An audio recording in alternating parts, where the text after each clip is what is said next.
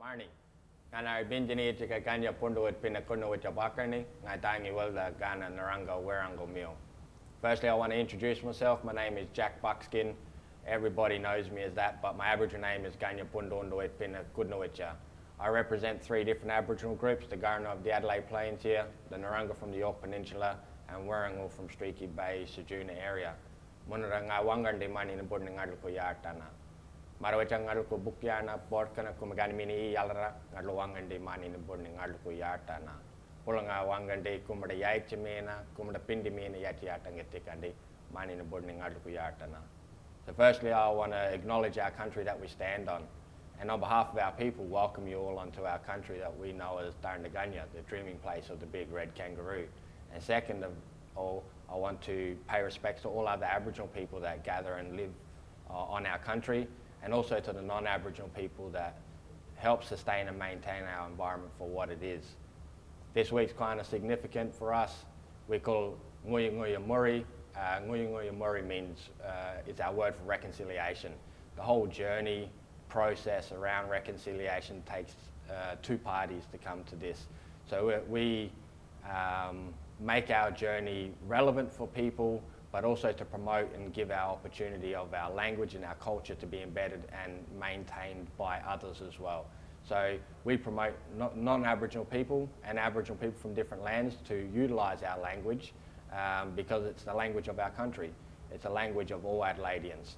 So when we promote Reconciliation Week, as Kaurna people, we call it Nguya Nguya Muri, which is a way to you embracing and understanding your own journey around reconciliation as well. Thank you very much for the opportunity to come and welcome you all onto country. Ngaduku Yungandalia, Yakanandalia, my dearest brothers and dearest sisters. Oh, thanks, Jack. It's weird to be in this virtual space with you, but it's always really important to me to, even in a virtual space, to be welcomed, you know, and especially working in a museum here in Adelaide, for you to speak first and for you to let people know where we are. It always makes it possible for the things that need to be said afterwards. So thanks as ever for your generosity in continuing to kind of reiterate that welcome and that challenge to all of us. Yeah, it's definitely something different. The virtual welcoming the country, it's it's a protocol and process that's been happening face to face for so many years. But I guess the virtual side of it is like the metaphor around welcoming. It's about welcoming people spiritually. I might be welcoming you physically to the country, but the process is about acknowledging our ancestors that live within. And even though we can't see that spiritual world, the message still gets relayed. So in the physical sense, we welcome you, but it's the spiritual sense that you don't get to see that the message is being relayed. The virtual world is like this. we're not physically with people, but the message is still being heard and relayed out there. So it's sort of, the virtual world fits into like culture at the same time. Yeah. I mean, that's the history of, the songlines and the stories across this continent are, the greatest virtual network that's ever existed. Yeah, exactly. It's an Aboriginal concept. And that's it's a beautiful way, I guess, to segue into the things we're going to talk about tonight. I think the most important thing for me to say after thanking Jack also is Ngadlu Tambari Ngadlu Kaurna Yatanka Tikanti, as a white fella, to acknowledge that I'm on Kaurna land, on your land, and to do that in the language of the Kaurna people. And also, I guess, some of you watching online in this virtual Australia out there, wherever you are, you're sitting on Aboriginal land. You're at home on Aboriginal land, and take a moment to kind of reflect on whose country you're lucky enough to be sitting on and making your life on. For us here in Adelaide, it's Kaurna country, but wherever you are, particularly in Reconciliation Week, take a moment. If you don't know, go and look it up, figure it out. It's an important part of belonging in this country and figuring out how to belong here with integrity. So on that, I thank you again, brother, for having us. No problem. Letting us have this museum here. We've got a lot of work to do together still, but I feel like that journey's underway, and we're going to talk about that tonight. My name's John Carty. I'm the Head of Humanities here at the South Australian Museum and Professor of Anthropology at the University of Adelaide. This lecture was obviously going to be a live lecture that we did in person, and so we're having to work out how to share that story in a slightly different way. But the benefit of that is that you get to sort of float around this empty museum with me and reflect on some of those parts of a museum that you never get to see on your own and you never get to see in silence. And it gives you a chance to, as I am, reflect on what a museum is, who it's for, what all these silences are that need to be addressed, particularly in Reconciliation Week. I gave a Sprigg lecture, so this kind of lecture 4 years ago when I first arrived at the museum. And in that lecture, I tackled head on the history of museums, of the South Australian Museum in particular. And I addressed the extraordinary scale and importance of our collections, but more importantly, the responsibilities that come with that custodianship. And I was reframing in that first moment, reframing the museum as a site of reconciliation, not a place where history was recorded, although it is partly that, but also a place where history could be made. Not a place where cultures are archived, but a place where cultures are enacted and empowered and enlivened. Not a place where ideas go to die, but a place where we challenge ourselves to be brave and to talk about the most challenging and difficult parts of our history.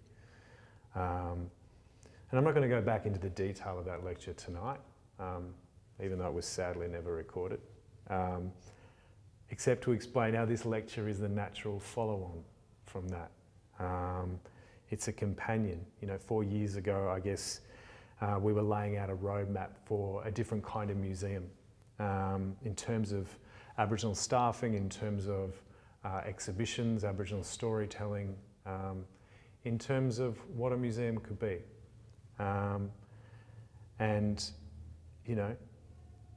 It's right that it's weird as a white guy to be giving a lecture in Reconciliation Week, to be honest, but it's also absolutely right that I should be. Because it's not the work and the role of Aboriginal people to reconcile. It's precisely the responsibility of non-Aboriginal people, of white fellas, to step into this space and to take responsibility and to make space for others, to step back, to listen.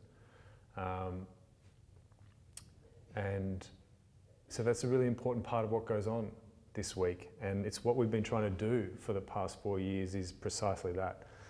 We've done it in relationship to creating structural change in our museum. We've done it in relationship to Aboriginal staffing. We've had a huge transformation of the number of Aboriginal professionals working at our museum and showing leadership at our museum in a really diverse set of roles. We've done it in relationship to exhibitions. We've made, I think, 11 exhibitions or so in the last 4 years, and 90% of those have been curated or co-curated by Aboriginal curators, Aboriginal artists, communities that we've worked in co-creative relationships with. There's, the days of someone like me just sticking an exhibition up and saying, here's what Aboriginal people used to do, are long, long gone. But that's not just something negative to deal with in the past, it's something incredibly exciting to think about in the future, because the exhibitions that we have made in these co-creative relationships with Aboriginal artists and communities have been the most exciting and successful that we've ever done at the South Australian Museum. Yiraki, some of you may have seen it, was an exhibition about Yiraki or didgeridoo, and we worked with the experts for that instrument in in Arnhem Land, particularly Jalu Gurawiwi and his family. And what we did is we said basically, we're not going to create an exhibition that tells people what these instruments are from a non-Aboriginal point of view. It's got to be your story. And Jalu he said he'd been waiting for us to turn up for many, many years, and he was ready to tell his story, and he did. And what we had to create then was his system of pedagogy, his system of teaching, which is not to write long labels and explain the acoustics of yidaki or didgeridoos, but to sit you down in the forest, stick an instrument in your chest and blow it into you until you understood the power of this iconic instrument in Australian Aboriginal culture, but increasingly across Australia in Australian Aboriginal identity. And so that exhibition was an opportunity for us to break down a lot of the rules of a museum. We didn't have any walls, as you can see through the images that I'm showing you now. We created a forest. We asked the audience to do what we as a museum had to do, which was to sit down in that stringy bark forest with Jalu and listen and learn and take your time to feel the instrument and to feel the story that is being shared with you and the great gift of the artist's generosity in wanting to share that story with you. And so, you know, we've done that in a range of different ways in our exhibitions of trying to bring an Indigenous museology, an Indigenous ontology, Aboriginal perspectives into the way that we work, not simply into the stories that are told, but the way that they're told. And I guess the most important story in that regard, and the most important when we talk about reconciliation, is obviously the question of repatriation. All museums in the world, really, went about collecting culture, and in doing so, they also collected people. They collected the skeletons and the bodies of Indigenous people around the world, and Egyptian people and different groups. But every Australian museum lives with that legacy. Every Australian museum has a responsibility to rebury the ancestors of Aboriginal people and to put those people to rest and to put our own histories to rest in some way. And our museum has a greater responsibility there than perhaps any museum in Australia. So we've created 2 new positions solely dedicated to doing that work and to reconciling our own history as a cultural institution and our own role in colonial and scientific and racist, to put it bluntly, projects. So our role is to unpick that. That's our responsibility as individuals working here, but also as a collective. And we've been working incredibly hard to help Aboriginal communities around Australia put their old people to rest. And you know, it's probably the most important thing that we do on one level. But it's not what I want to talk about tonight. I guess that's by way of saying we set out what needed to happen 4 years ago to make ourselves a relevant and ethical institution, and we're doing that work, and that work is ongoing. Some of it is realised here and now, some of it will take time.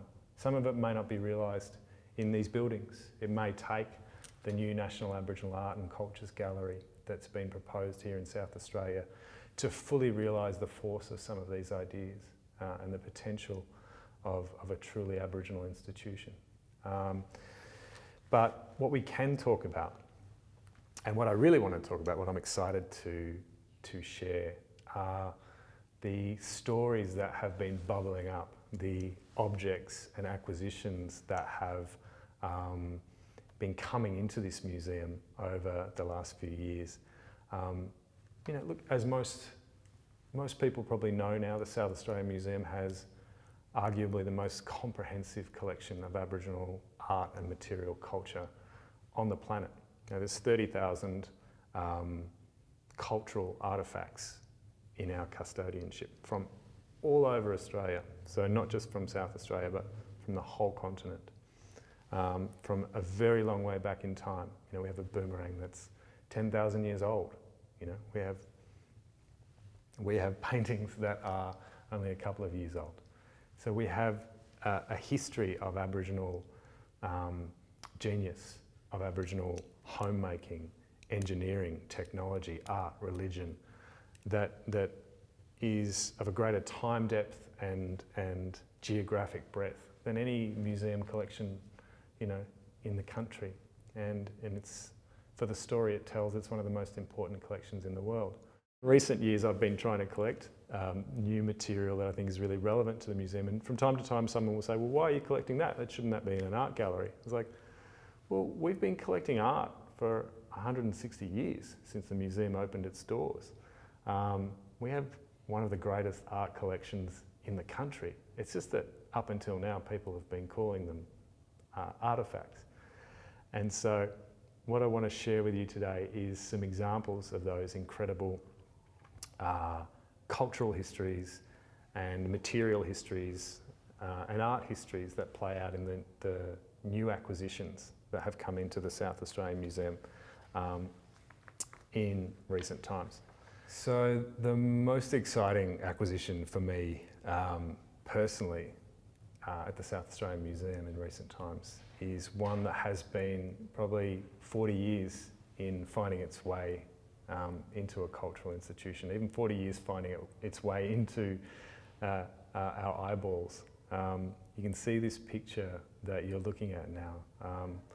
It's an image of one of the very first painting workshops in Balgo, a community where I lived and worked as a younger bloke, and where I ultimately did my research and have been, you know, working there for the last 20 years.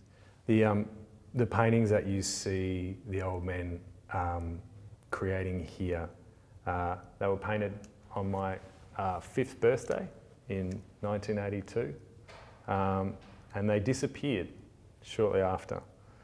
And the story of their return has been one of the great highlights of my research over many years, but particularly over recent months. I'll show you a map of Balgo here. You can see where Balgo is in Western Australia. It's a little community of around 400 people. It's about, you know, 10 hours drive from Broome on the far northwest coast. Inland, it's about the same distance driving from Alice Springs, heading west into the desert. So it's an extraordinary place in the edges of the Great Sandy Desert, just south of the Kimberley. It's one of the most beautiful places on earth, and you can see from these photos precisely why.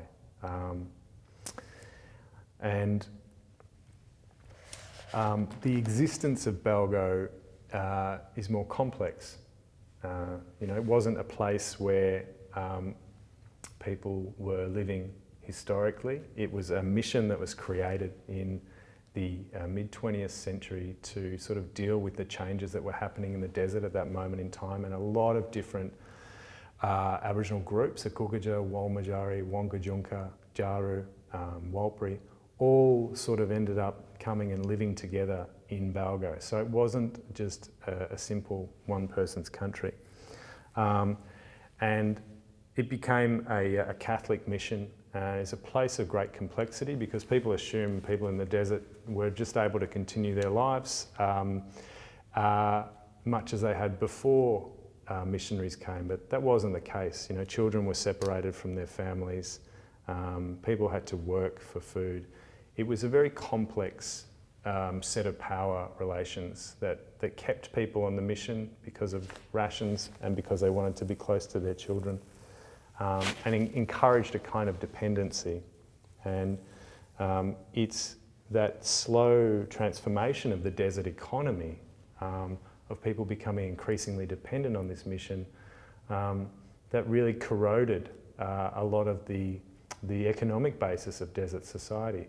And so it's out of that incredible history of the 20th century of desert people having their lives transformed that the art movement emerged. And we've never really had great histories of the Aboriginal histories of those art movements. We often get great pictures of these beautiful paintings and great mythologies of how they started, but the really deeply ingrained histories have often gone missing. And so that's what I went to Balgo to do. You can see how extraordinary and beautiful all these Balgo paintings are. You know, I think the thing that made Balgo so famous and so seductive was that the rules that seemed to apply in other desert schools of painting didn't seem to apply in Balgo. There was this wild use of colour, this really bold, loose kind of play with composition, and this tension between these different groups that I mentioned earlier, having different styles and often competing in a really creative way to create extraordinary imagery. And Balgo became really famous as this innovative centre in Western desert art. And that's what my research explored. I'm not going to go into that in great depth tonight, but I explored a process of abstraction in desert painting, where you go from those first paintings to these incredible stylistic transformations that you're seeing in the images in front of you, and tracing that as a historical and as a cultural process. But what's extraordinary about that whole story is that this whole art history has sort of been done without any imagery of those first paintings. You know, that image I showed you at the start of the men sitting around painting is one of the very few images that anyone had ever seen. And so we have a whole art history that you can't see. Now, every school of desert painting sort of starts with its own origin myth, you know, and which truncates for us all, I guess, more complex histories into really definitive beginnings. And in Balgo, that myth sort of centres on the production of the Lunpa banner, which is this banner you can see before you now. And whilst it wasn't the first painting done in Balgo, it was the first sort of, like the Papunya school murals or the Yundamu doors, the sort of primary public painting event that really galvanised painting practices in Balgo. And it was created in response to, not to the market and not to an Aboriginal painting project so much as the church celebrations of the local priest who was having his Jubilee celebrations, and the local nun asked whether the Balgo men who'd been starting to experiment with painting like their Papunya family, whether they would do a painting of a Christian theme for the priest's celebration. There were going to be 2,000 people there.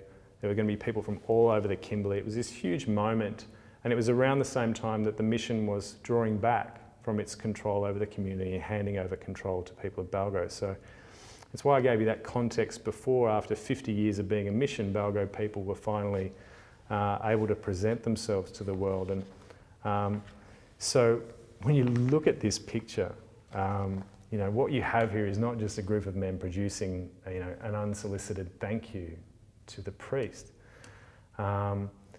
You know, they were asked to present something on a church theme and they didn't, you know. They responded by painting the entire Lunpa Jukurpa, or the kingfisher dreaming, which is the dominant dreaming explaining the creation of the country around Balgo, on which the mission was located. Lunpa travelled with the Dingari ancestors, and in this capacity, you know, he connects the mission side of Balgo to many of the other countries of the people who were living there. And he finally ends up at Uluru. It's a huge story. And so the narrative serves to connect to people who migrated from far-flung territories to Balgo, and relating them both to each other and to the mission as a shared kind of dreaming.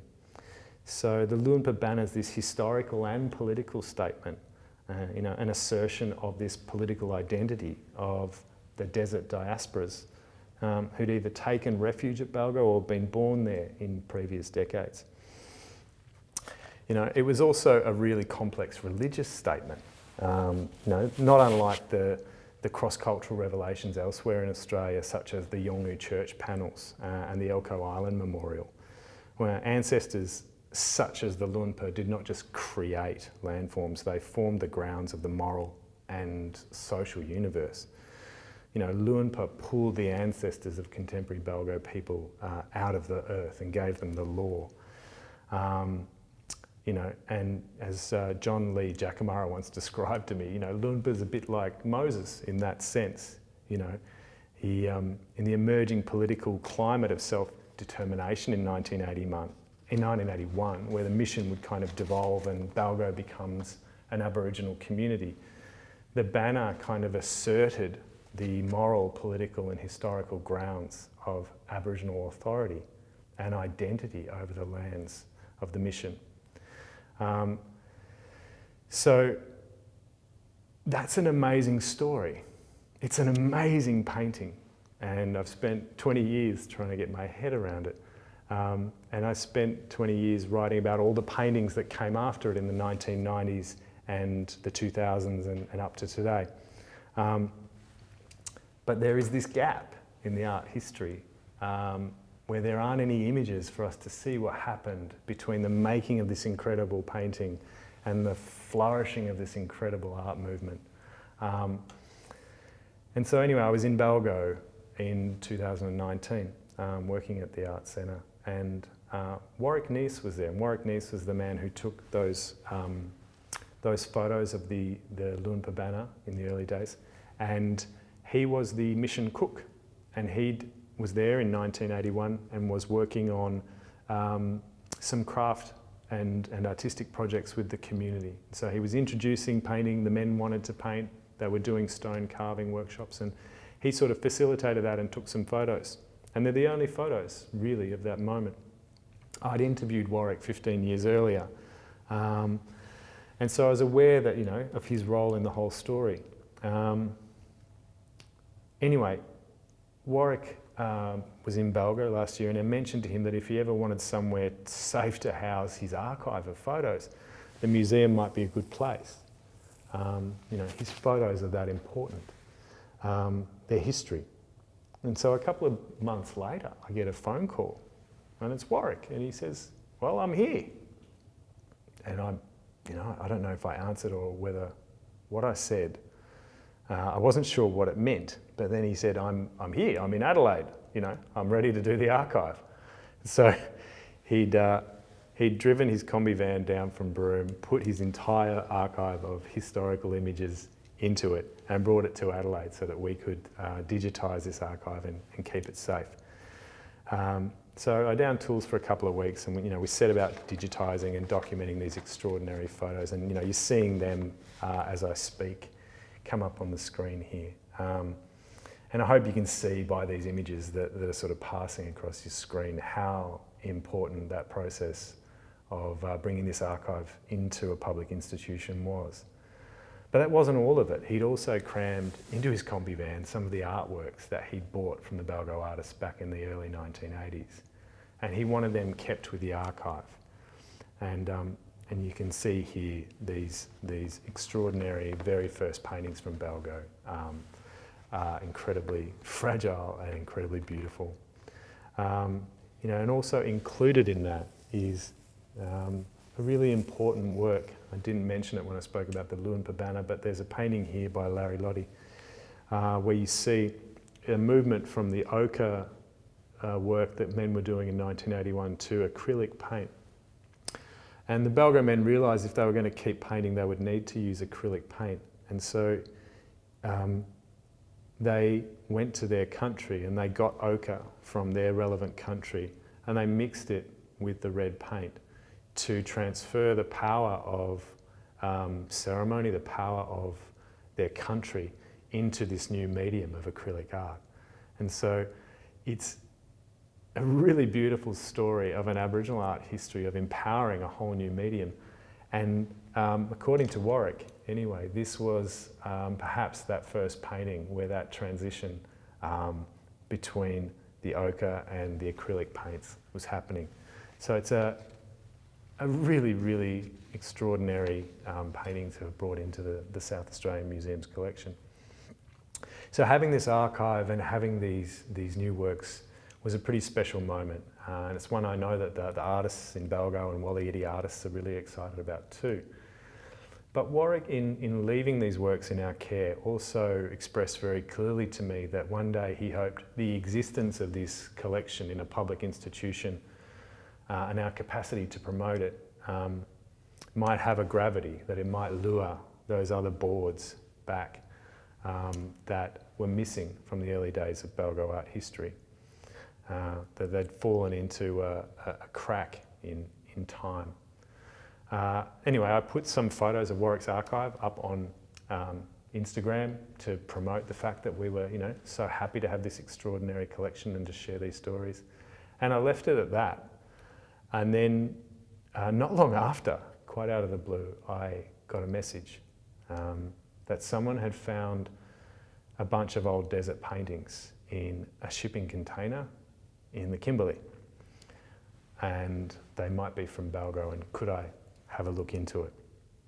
And this person attached some images of these artworks to the email.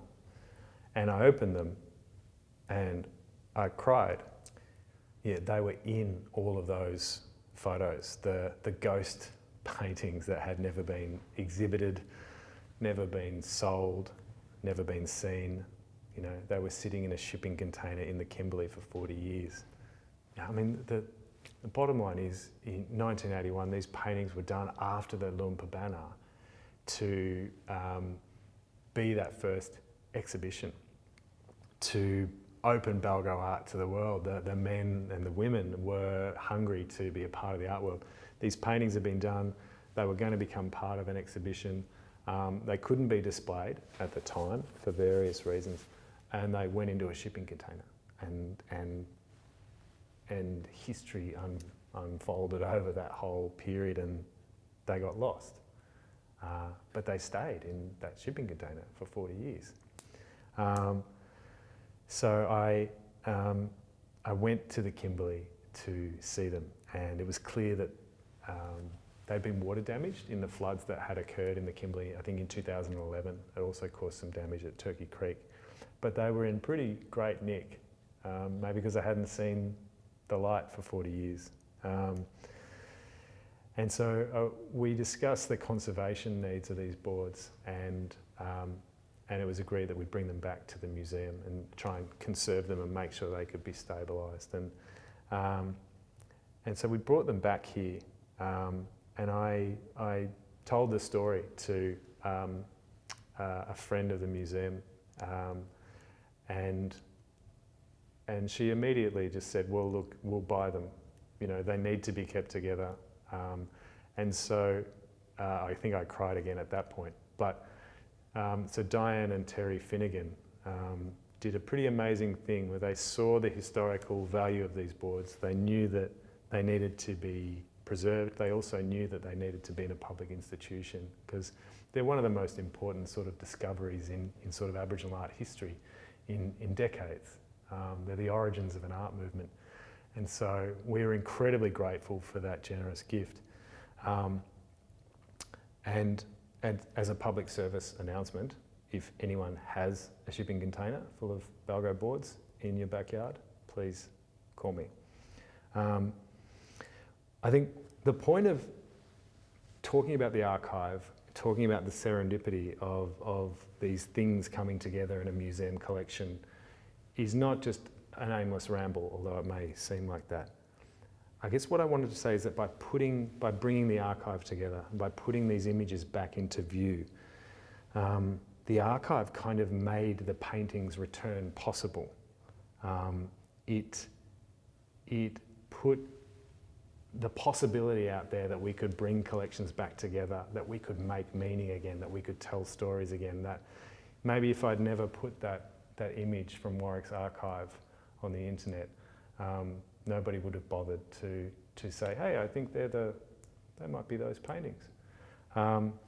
So there's this unfolding art history of the Balgo boards that's still happening. I'm working on the book of that story with the Balgo artists as we speak. So there'll be more on that to come in the near future. But there's been some other really extraordinary connections between our archive and collections in the world and the stories that we can tell recently. And one of those has been a really lovely little collection of Hermannsburg artworks from Western Islander painters from 1966. It was collected by a Swedish lady who was travelling Australia, Lucille Dahlström, and she ended up working as a barmaid in Alice Springs in 1966, and she happened to collect a pretty extraordinary collection of paintings from around that time. And we recently acquired a little group of those. And the ones that we chose were really specific. We have a really amazing collection in our archives, in our material cultural collections and in our artworks from Namatjira, from his family, and from Hermannsburg over the last 100 years or so. So it's really important to us to keep exploring that story. And so we collected paintings such as this one you see from Gabriel Namatjira, a beautiful painting by Ewald Namatjira.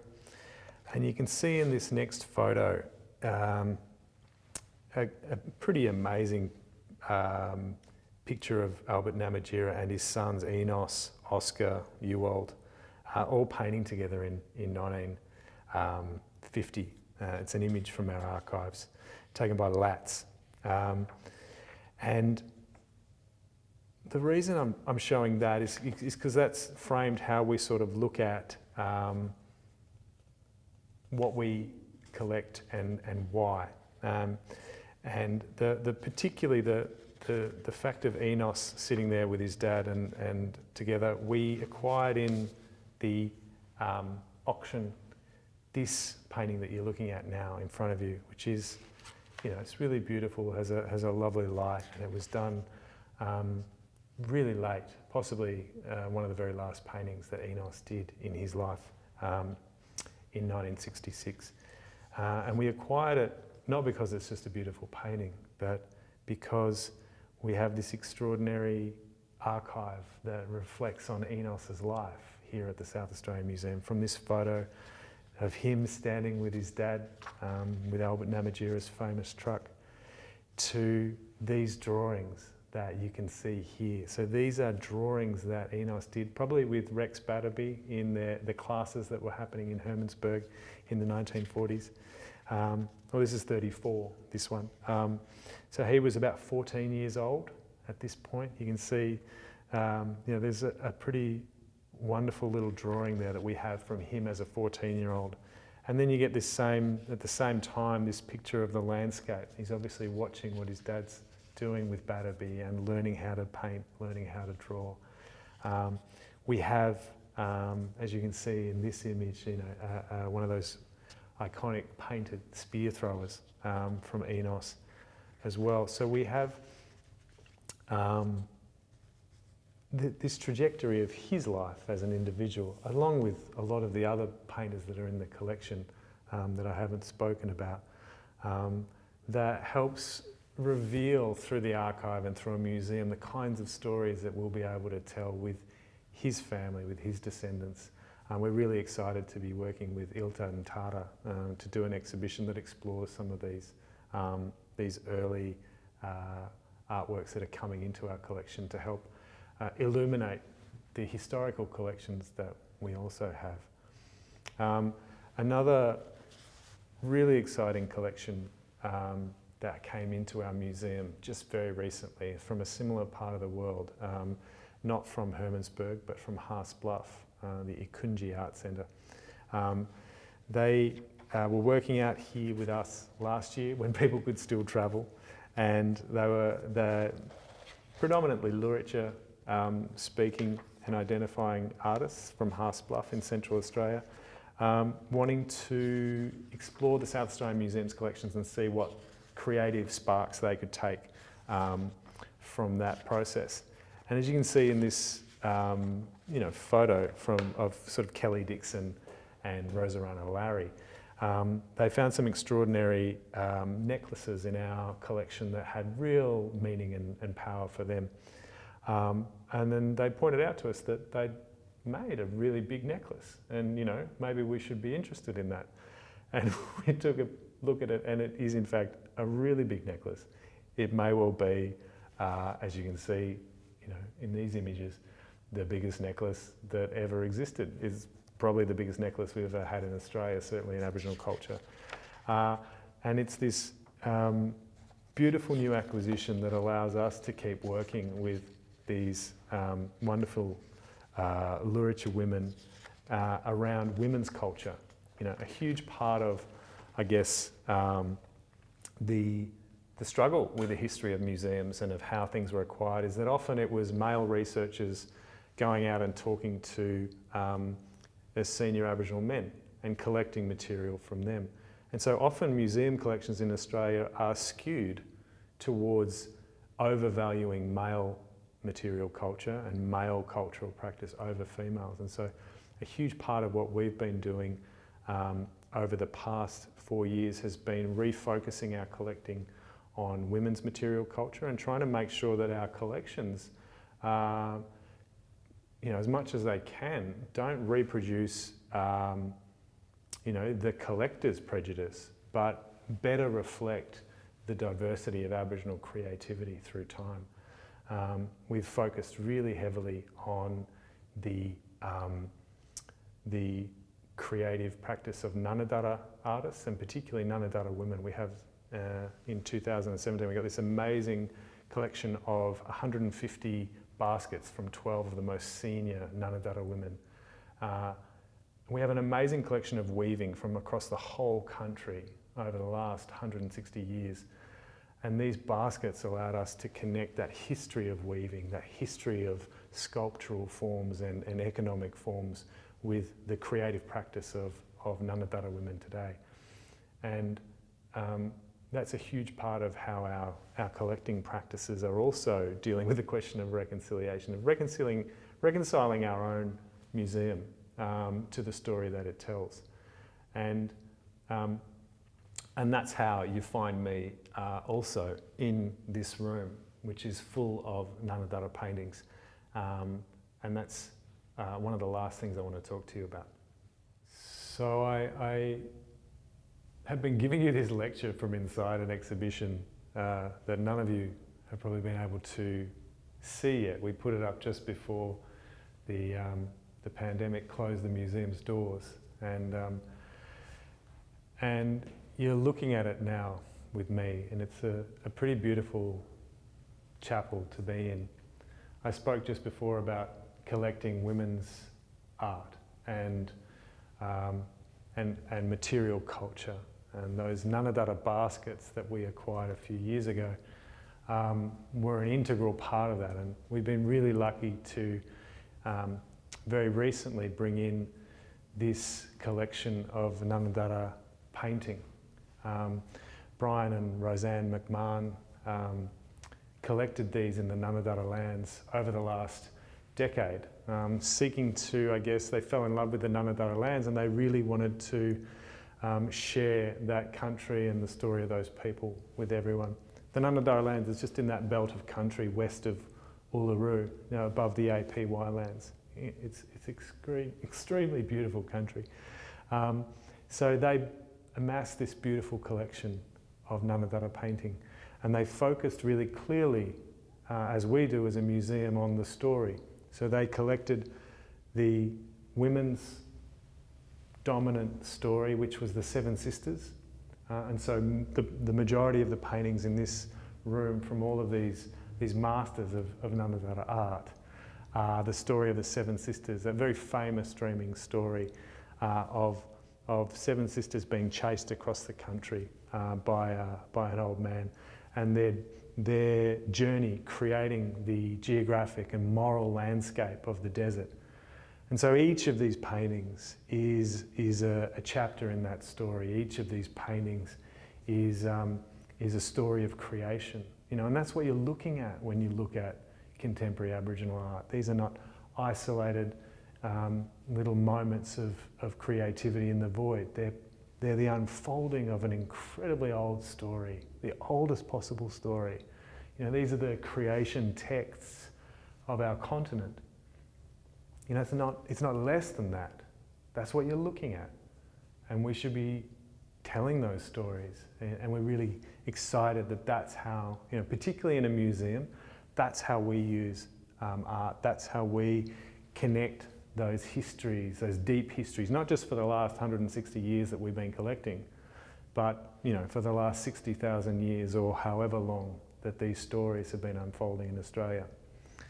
So the McMahon collection is sort of broken up into the women's room, where you see these wonderful paintings, and also the men's room, and I'll take you in there and have a talk about that now as well.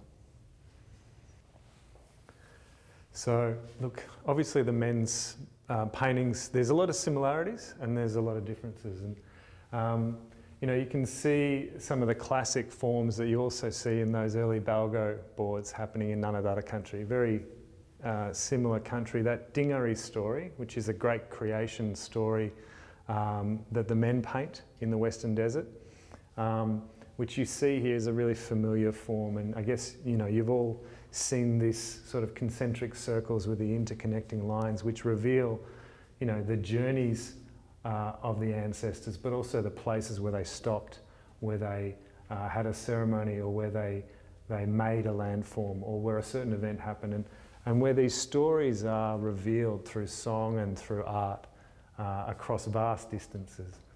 And this is nothing new. The medium is new, but the story's been going on forever. And as you can see in this image that I'm just showing on the screen now, we have the spear throwers from the Nunadara lands that have these same designs on them, from much, much longer ago. So what you're seeing in these paintings is a process of ongoing, constant cultural renewal and transformation. And we're really lucky to be able to bear witness to that with this collection. I think these are a really extraordinary set of 3 paintings because they show you some of what I was looking at with Balgo art. They show you a process, not just of cultural transformation from one medium to another, but of abstraction. You can see these designs which originally came into the desert through the Pilbara and from the Kimberley engraved on shields and in pearl shell. I'll show you in a minute. You can see that painting by Jackie Giles. As it moves across here to Cliff Reed, you can see that painting. Still the Dingaree story, but it's becoming abstracted. You can see the image starting to break apart into its constituent bits. And then by the time you get to Bob Gibson from Jalili Art, the story aesthetically has exploded. The story's the same. Any desert person can look at that and go, right, it's got the squares, we know what that story is. But as a cultural and creative process, what you're seeing is this Aboriginal process of abstraction, where story is not lost, story is renewed through this creative process. And I think to fully explain that, I've got to get the gloves out, sorry. Professional. To fully understand why that's important, you have to understand that these designs on these paintings in the desert came, as I said, not out of the earth of the desert. They came through processes of historical transformation and change. Pearl shell that was harvested in the Pilbara and in the Kimberley was traded into the desert. Vast Aboriginal trade routes that operated over half the continent for many, many, many thousands of years would distribute pearl shell into the desert. And often in the desert it was used for different purposes, for rainmaking and for other things than it would be in the place of its origin. And these designs that came out of these other parts of Australia get absorbed into the story and the aesthetics and the dreaming of different people. And that process of these pearl shells being traded vast distances around Australia, often they ended up in museums. What happened in the 20th century is that across these vast networks, museums became the terminal points, the place where objects stopped. And the really exciting thing for me, in talking about all of the things I'm talking about today, is the idea that objects don't stop when they hit a museum, not anymore. Those necklaces that we were looking at with the Luritja women, we want to take those necklaces back as part of the creative process of working with those women. We want to collaborate with the Hermannsburg artists on those works that their ancestors did, bringing works into the museum, bringing works out. We're working with Kimberley and Desert Men on this story of trade, of Aboriginal trade routes, of these great networks, so that we can tell that story, and so that the history of Aboriginal art and creativity and material culture is not understood simply as a subset of Western art history, but is in fact a far richer, far more complex, far more interesting story of the economic and cultural and ecological history of our continent, in which museums now are a part. We are parts of these systems of trade and exchange. We are not the arbiters of them, we are not the documenters of them. We are now participants, and probably we always have been. And I think to understand yourself as subjugated to that Aboriginal understanding of these systems is a really important part of the future of Australian museums, as part of how we reimagine ourselves, reimagine our role, and reimagine the way that we tell stories into the future. And it may be that objects move more freely, and maybe our ideas can move a little more freely as well. And maybe in a way that's the perfect place to end a lecture about all the new things coming into the museum, is to talk about the old thing and to say that, we're not, when we collect these things, we're not collecting the past. We're collecting the future. We're collecting the possibility of connecting this pearl shell to that painting, that necklace to the big necklace, those drawings by Enos when he was 14 to maybe the last painting he ever did. A photo of a people painting in the Spinifex to all of these flood of beautiful paintings that have come out of a shipping container. That's what we're collecting, is the possibility that we will tell these stories, or that our kids and our grandkids will have the opportunity to tell them, because we went out and made sure the pieces of the puzzle were there for them to rearrange in the future. That's kind of what it's like collecting in museums. And thank you for your attention. Thanks for staying with me in this empty museum to tell some stories. And hopefully the world is thawing a little bit. The museum will be open again soon. This exhibition will still be here. We're going to keep it open a bit longer so that hopefully everybody has an opportunity to come and see it in the flesh. And I really look forward to seeing you here and to talking about all these ideas with all of you for a really long time to come. So thanks very much.